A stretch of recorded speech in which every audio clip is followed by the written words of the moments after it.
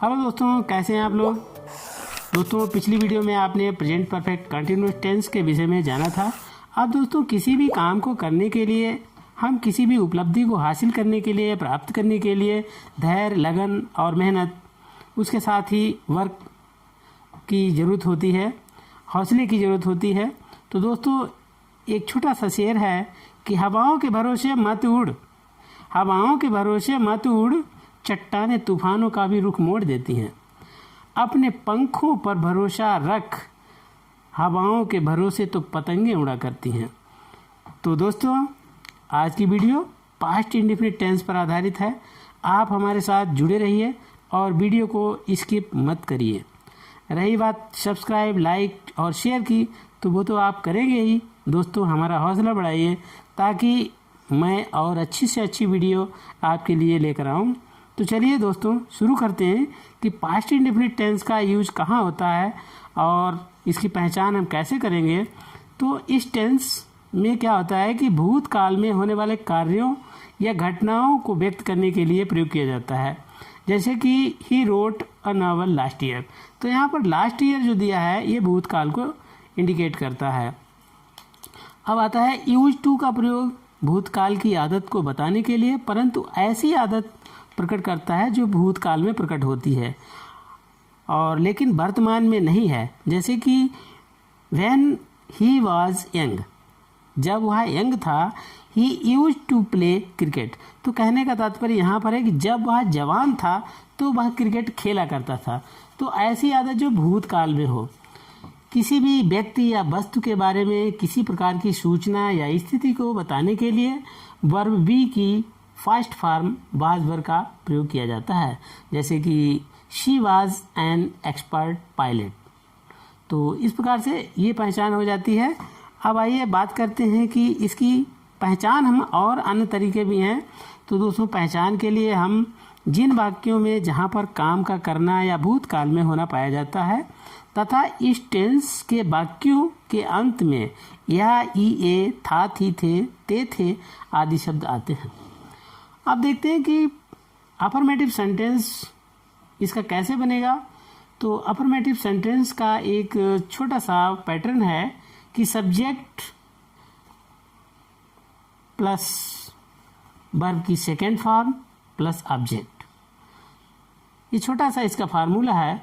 दोस्तों, past indefinite tense चाहे एक वचन हो या बहुवचन, दोनों ही सब्जेक्ट के साथ वर्ब की सेकेंड फॉर्म आती है, राइट। तो पास्ट इंडेफिनिट टेंस में चाहे सिंगुलर नंबर हो या प्लूरल नंबर, दोनों के साथ हमें आंख बंद करके सेकेंड फॉर्म लगानी है। अब आते हैं सब्जेक्ट के जो भिन्न भिन्न नंबर हैं, पर्सन हैं, उनके साथ वर्ब में कोई परिवर्तन नहीं होता। चाहे कोई भी नंबर हो, कोई भी पर्सन हो, सभी के साथ जो है वर्ब की सेकेंड फॉर्म ही आएगी। जैसे एग्जाम्पल देख लीजिए कि उसने अपना पाठ याद किया, तो ही लर्न्ड हिज लेसन। तो यहाँ पर ही हमारा जो सब्जेक्ट है ये सिंगुलर है और यहाँ पर लर्न की सेकंड फॉर्म हो गई लर्न्ड, या लगाइए लर्नेड। तो लर्न्ड लगा दिया हिज लेसन, उसने अपना पाठ याद किया। अब आता है उसने कल मुझे एक कलम दिया, तो he gave me a pen yesterday. तो यहाँ पर पास्ट की एस्टरडे आ गया है, तो इसलिए पास्ट की बात हो रही है, तो पास्ट इंडेफिनिट से इसकी पहचान हो गई। अब देखते हैं कि निगेटिव सेंटेंस जो है कैसे बनेगा। तो निगेटिव सेंटेंस की अगर हम बात करें तो निगेटिव सेंटेंस जो होता है कर्ता सब्जेक्ट, चाहे वो एक वचन हो या बहुवचन, प्रत्येक कर्ता के साथ या प्रत्येक कर्ता के बाद डिड नॉट लगा करके हम वर्ब की फर्स्ट फॉर्म लगाते हैं। चाहे कोई भी कर्ता हो, चाहे एक वचन हो या बहुवचन हो, सभी के साथ हम क्या करेंगे, वर्ब की फर्स्ट फॉर्म लगाएंगे और डिड नॉट लगा देंगे सब्जेक्ट के बाद। अब देखते हैं कि इसका रूल बहुत ही इंपॉर्टेंट है। यदि किसी सेंटेंस में कभी नहीं आया है, समझिएगा थोड़ा ध्यान से, कि यदि किसी सेंटेंस में कभी नहीं आया है तो नेवर का प्रयोग करते हैं और उसके साथ डिड नॉट नहीं लगाते हैं और वर्ब की हम यहाँ पर सेकंड फॉर्म प्रयोग करते हैं। बहुत ही कन्फ्यूजन वाला है कि जब नेवर लगा हो वाक्य में तो हम वहाँ पर वर्ब की सेकेंड फॉर्म लगाएंगे और डिड नॉट का प्रयोग नहीं करेंगे। जैसे देखिए, वह कल हॉकी नहीं खेला, तो निगेटिव सेंटेंस है he did not play hockey yesterday. दूसरा प्लूरल का देख लीजिए, लड़कों ने अपना पाठ याद नहीं किया, the boy did not learn their lesson. अगला है कि मैं कभी देर से नहीं आया। अब देखिए, मैं कभी देर से नहीं आया, यहाँ पर कभी शब्द दिया हुआ है तो यहाँ पर नेवर आएगा, तो आई नेवर केम लेट। अब यहाँ देखिए सेकेंड फॉर्म आ गई, तो नेवर के साथ हमें सेकेंड फॉर्म लगानी है और डिड नॉट का प्रयोग नहीं होगा, क्योंकि कभी देर से नहीं आया तो ये नेवर ही कार्य करेगा। अब देखते हैं कि इंट्रोगेटिव सेंटेंस वाक्य जो होता है इसका पैटर्न बहुत ही सिंपल है, डिड सब्जेक्ट प्लस वर्ब की फर्स्ट फॉर्म। अगर वाक्य के प्रारंभ में क्या लगा हुआ है तो हम क्या करेंगे, डिड को कर्ता से पहले, सब्जेक्ट से पहले हम लगा देंगे और वर्ब की फर्स्ट फॉर्म लगाते हैं। अब देखिए, जैसे क्या तुम स्कूल गए थे। अब यहाँ पर क्या शब्द जो है प्रारंभ में आया है, इसलिए हम इसकी जगह पर डिड का प्रयोग करेंगे। तो did you go to school. क्या मोहन ने अपना कोट नहीं पहना, तो did Mohan not put on his coat. अब अगला रूल आता है, और अगर वाक्य के बीच में क्यों, कब, कहाँ, कैसे, ये कोई शब्द जो आता है जिनको हम WH वर्ड भी कहते हैं, तो सबसे पहले अगर कोई इनमें से कोई अगर एक शब्द आ जाता है तो हम क्या करेंगे, सबसे पहले उसकी अंग्रेजी हम रखेंगे, फिर हम डिड को लगाएंगे और उसके बाद सब्जेक्ट का यूज करेंगे और वर्ब की फर्स्ट फॉर्म प्रयोग की जाएगी। जैसे देखिए, तुम्हारा भाई कल कहाँ गया था, तो हम क्या करेंगे, कहाँ जो वर्ड हमने क्वेश्चन वर्ड हमारा कहाँ है, तो कहाँ को हम क्या करेंगे, पहले लगा देंगे, तो वेयर हो जाएगा, वेयर डिड, और वेयर क्वेश्चन वर्ड के बाद डिड आएगा, तो वेयर डिड, और उसके बाद है तुम्हारा भाई, तो ये सब्जेक्ट है, तो वेयर डिड योर ब्रदर, और गया था, जाने की सेकेंड फॉर्म नहीं लगेगी, यहाँ फर्स्ट फॉर्म आएगी, तो गो हो जाएगा, और कल पास्ट में तो एस्टरडे होता है, तो एस्टरडे, तो where did your brother go yesterday. अगला रूल है कि how much, how many, whose, ये इस तरीके के अगर प्रश्नवाचक शब्द आते हैं तो उनसे संबंधित जो उनका रिलेटिव, उनका जो नाउन होता है उसको भी रखा जाता है। जैसे तुमने कक्षा में किसकी किताब पढ़ी, तो यहाँ पर शब्द है क्वेश्चन वर्ड किसकी, और इससे रिलेटिव शब्द क्या होगा, किसकी किताब, तो इससे रिलेटिव शब्द हो गया बुक, तो हुज बुक ये आ जाएगा। जब ऐसा कोई शब्द हो, हाउ मच, हाउ मेनी या हुज हो, तो उससे रिलेटिव शब्द हमें रखना पड़ेगा उसके बाद।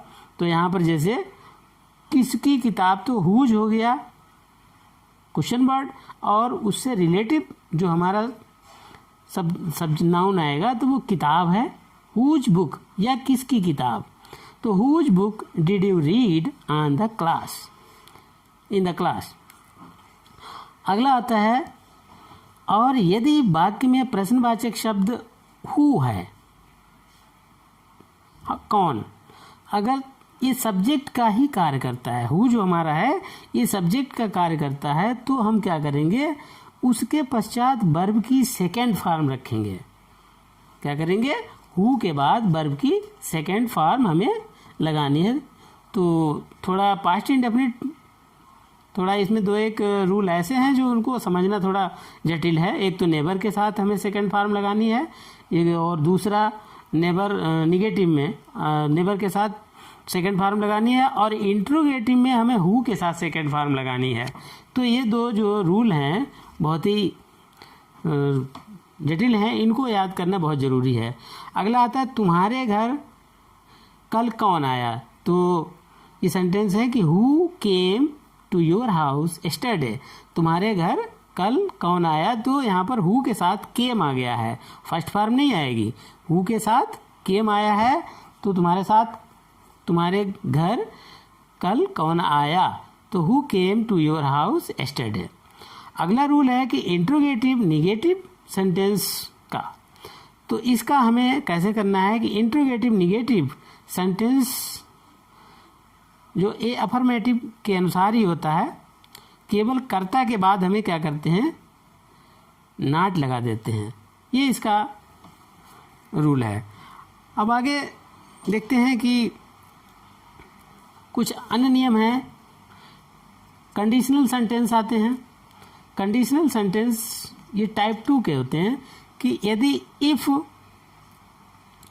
हमें लगाना है, इफ़ प्लस पास्ट इंडेफिनिट और plus would should plus verb की फर्स्ट फॉर्म, तो ये कंडीशनल सेंटेंस हैं। If plus past indefinite plus would should plus verb की फर्स्ट फॉर्म।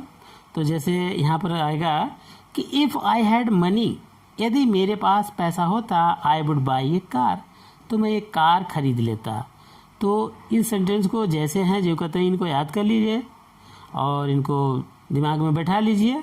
तथा कुछ ऐसे एडवर्बियल होते हैं, इनका प्रयोग किया जाता है पास्ट इंडेफिनिट में, जैसे लास्ट नाइट है, लास्ट ईयर है, लास्ट मंथ है, लास्ट वीक है, लॉन्ग एगो है, सम टाइम बैक, यस्टरडे और वंश इन 2006, ये आदि आदि।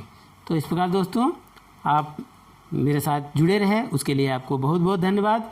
और अगली वीडियो में दोस्तों फिर मिलेंगे, तब तक के लिए जय हिंद।